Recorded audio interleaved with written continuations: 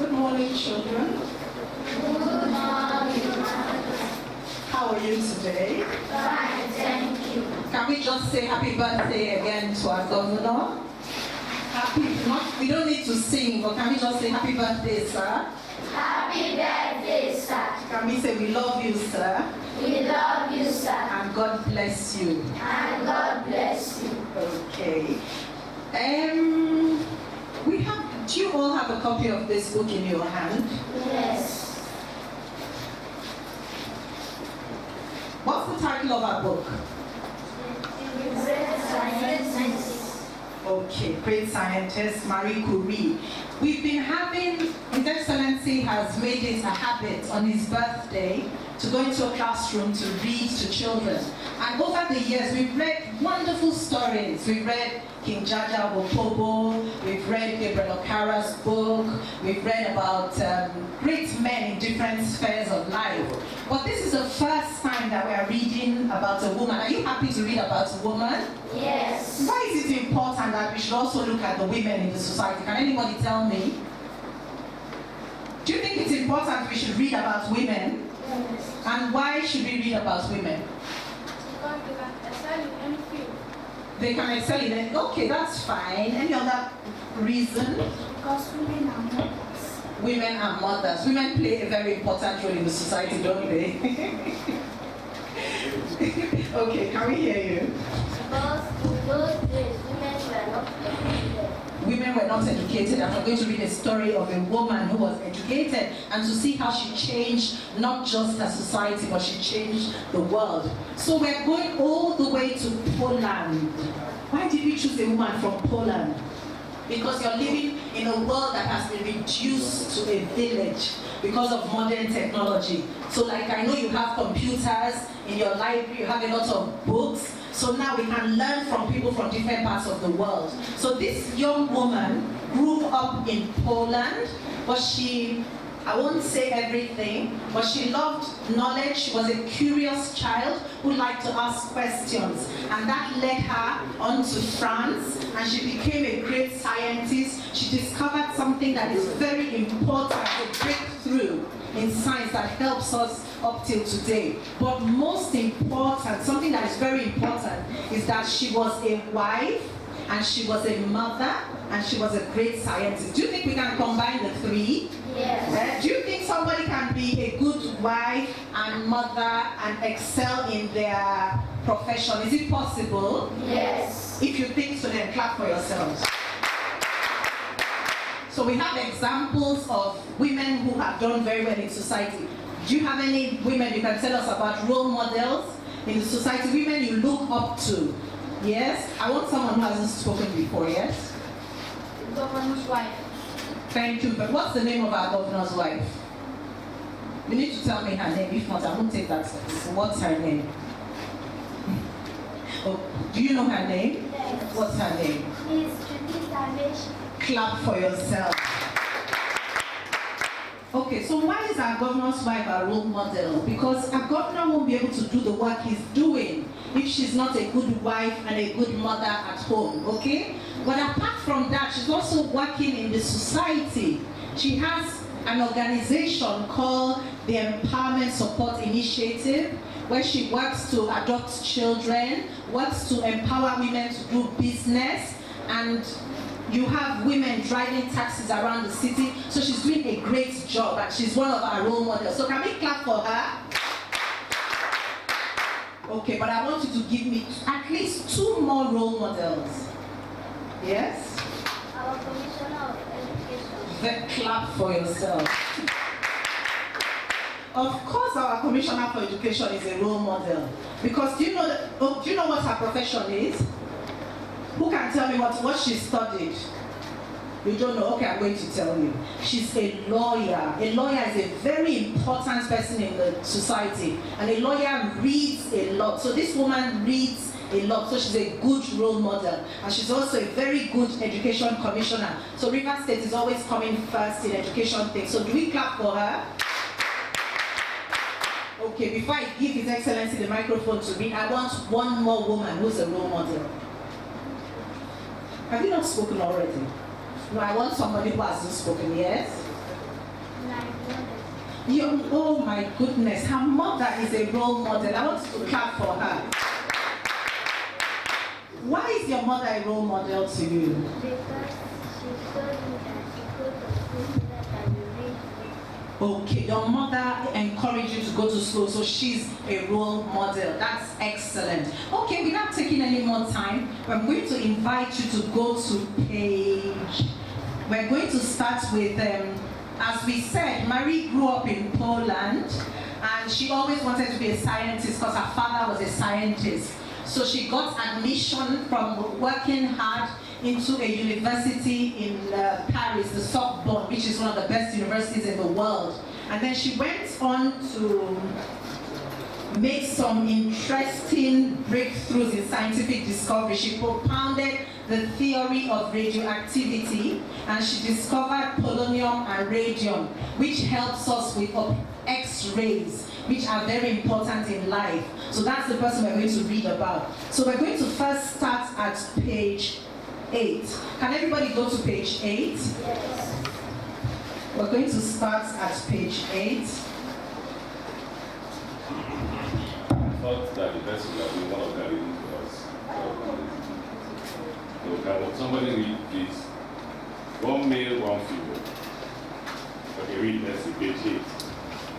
I want to be a scientist one day. My love her father's laboratory. A laboratory is a room where scientists do their work. Seeing all the long-necked bottles and jars, she asked her father, "What are these bottles meant for?" "They are used by scientists to do their work," said her father. "What work do scientists do?" "They discover things and do research, which is finding out more things about things," said her father. Stop there, the lady. Sorry, young girl. That sounds interesting. I would like to be a scientist one day, said Maya. "But my dear Maya, your sister Boya wants to go to medical school too. I would love to grant both of your wishes, but I don't have the money," said her father sadly. Okay. Page 9, I can read for you, right? 10. Page 10. Hearing her father's disappointed voice and feeling her own disappointment, Maya was determined not to give up. "If that's the case," said Maya, "Bronya shall go first. I shall work as a governess and send her the money. When she starts earning money as a doctor, she can help me to get a place in the university." And so Maya started working. At first, she worked with a family where the mistress of the household was very rude to her and paid her very little money. But once more, Maya never gave up. She knew what the world was made up of. Though she knew that the world was made up of many kinds of people, and that she must learn to either put up with them or change them through her own actions. Later, Maya found a job with a good family, where she taught their 3 daughters. They were pleasant, and she was able to earn more money too.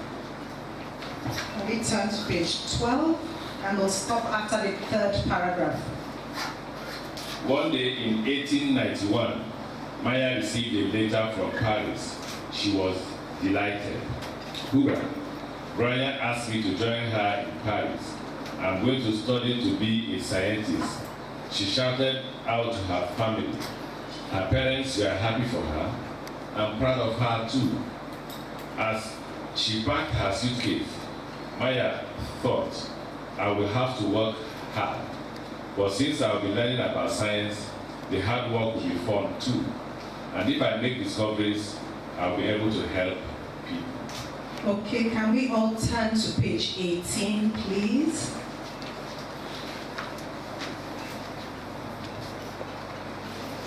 One day, Maria was invited to her friend's house for dinner. There she met Pierre Curie, who was a brilliant physicist. Pierre was so involved in his work that he had no interest in marriage. Most women in those days were not well educated, and Pierre did not want someone who could not share his work. But on meeting Maria, he thought to himself, "This is an interesting woman. She's good-looking and intelligent. It will be interesting to discuss problems in physics and mathematics with her. After that, Mary and Kpite met quite often and finally decided to get married. All their time went in research. They were very happy to be with each other.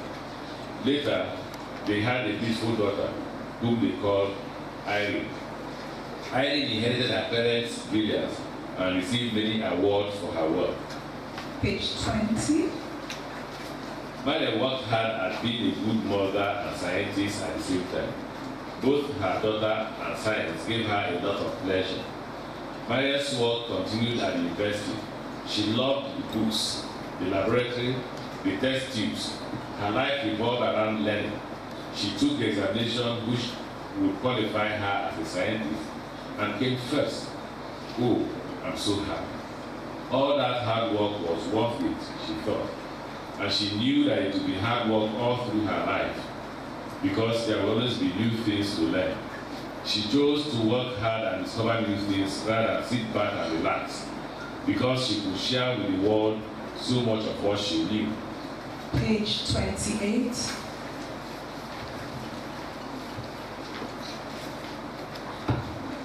For their research, Mary and her husband were awarded the Nobel Prize for Physics in 1903.